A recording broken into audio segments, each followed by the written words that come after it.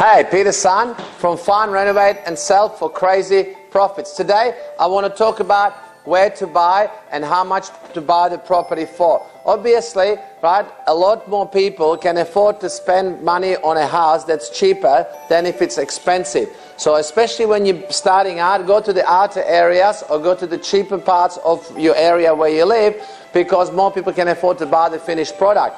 Remember, the more expensive the house, the less people that are in your marketplace. Sometimes, in some areas, if you buy wrong, you can never get your money back, no matter how much of a renovation you do. There's a house in my street, case in point, that 3 years ago sold for like $11.4 million. And then when the global crisis hit, it sold for $5.4 million. So obviously it doesn't matter what that person would have done to add value to that property. He wasn't going to get the money back because the market just dove.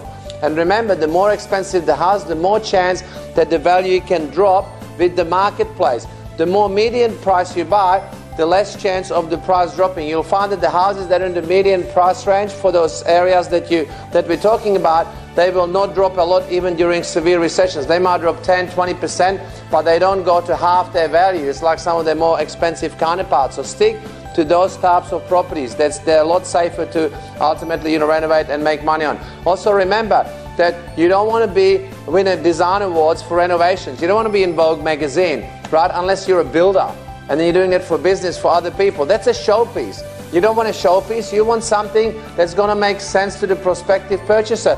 And if you're talking renovations, a rough rule of thumb is 2 to 3%. Let's say you want to do a kitchen, right? 2 to 3% of the purchase value. So if you spend $200,000 on a house, then the kitchen, say for example, would be $4,000 to $5,000 for the kitchen.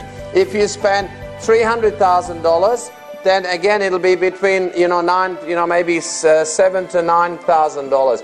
If you spend say $1 million, then you can spend obviously a lot more. You can spend $20,000 or $30,000 on a kitchen because it makes sense, to the value of the property. Don't overcapitalize. If you're going to renovate a house in Wagga Wagga, don't spend $20,000 on a kitchen. The market is not there to get your money back on such an expenditure. Now you can learn more about this at our boot camps, but until then, I'll see you on the next video. If you would like to discover the easiest and fastest way to find, renovate and sell for profit, head over to my website now for a free 30-day video training series. With over 30 videos showing you how to find undervalued homes in your neighborhood and get them much cheaper than what they're asking for them. Some very simple, easy and inexpensive renovation tips to a home that could easily add tens of thousands and even hundreds of thousands of dollars to the selling price. And also the little known selling strategies for selling your property much faster and for the highest amount possible, and a lot more. Go to my website now. It's www.findrenovatesell.com. My name is Peter San and I'll see you there.